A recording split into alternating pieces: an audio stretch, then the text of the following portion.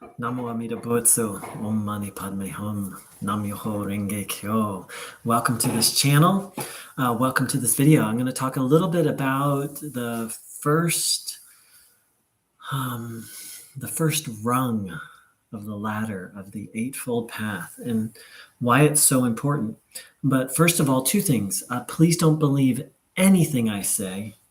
Find out for yourself what is true through study of scripture or teacher that you believe in. Most importantly, through practice and validating the truth of these words in your own direct knowing. And secondly, I am not a lineage teacher in any tradition. I'm just sharing my experience and insight. So what I've noticed is that the first couple parts of the Eightfold Path get often overlooked, especially right view.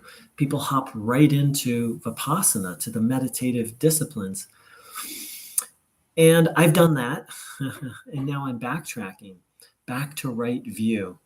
And it's been very profound for me to really take it seriously. And I'll give you a practical example. So, one of the parts of right view is the understanding that life is fraught with suffering. It's one of the three marks of existence in samsara, that suffering, impermanence, and the lack of a permanent self are the defining characteristics of this world, of our existence here. And without that understanding, without that view, it's almost like not having a map, right? It's having a wrong view, a wrong understanding of life.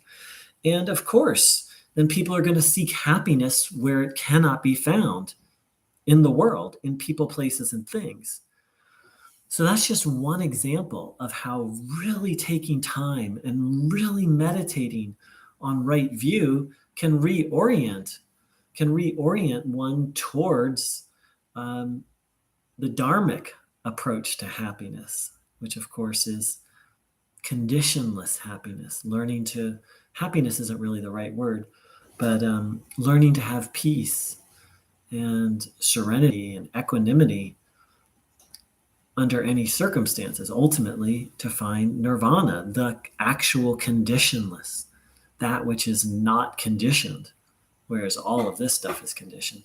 So first and foremost, taking right view seriously can really reverse. What I've realized is, as human beings, we constantly have this outward going energy. Even if you're an introvert, which I am, then instead of going to necessarily objects in the world, it's going to objects up here as I come up with creative projects and creative ideas. And this constant seeking, right? And grasping, the Buddha spoke of grasping often.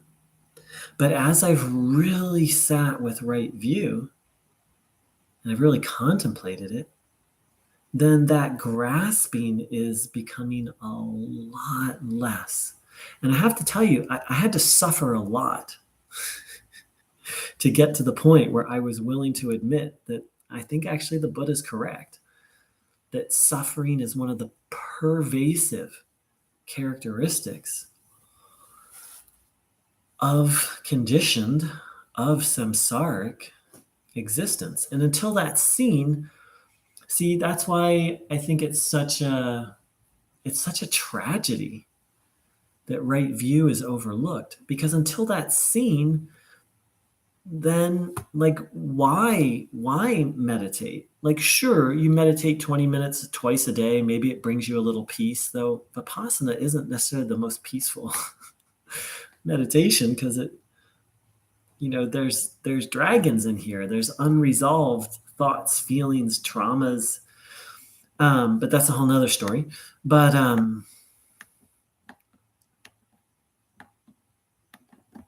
see, my understanding is what the Buddha called us to was freedom, like complete freedom.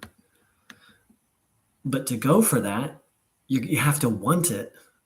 And I didn't want it until I'd suffered enough. And then once I'd suffered enough by some kind of grace, then I revisited right view. And I was like, yup, impermanence, suffering. And I have a slightly different understanding of anatta, impermanent self.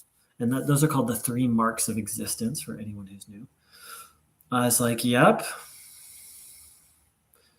suffering and change are the only constants.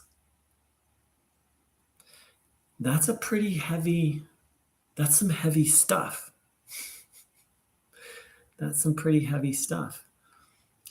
But having accepted that, now I'm now I find myself looking for happiness where it actually is, in a dharmic life.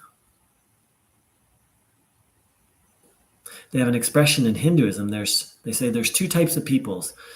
There's bogies and there's yogis.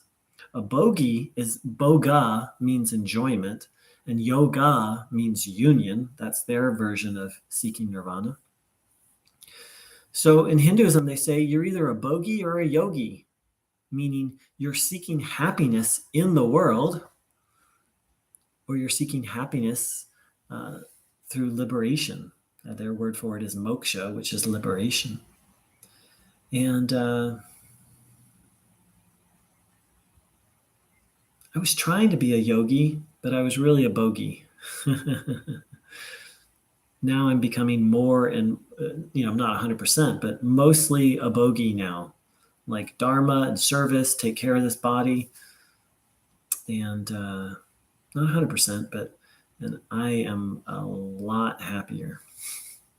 So I invite you to take some time and reflect on, and right view has multiple components to it. One of it is the 3 marks of existence, which I just mentioned.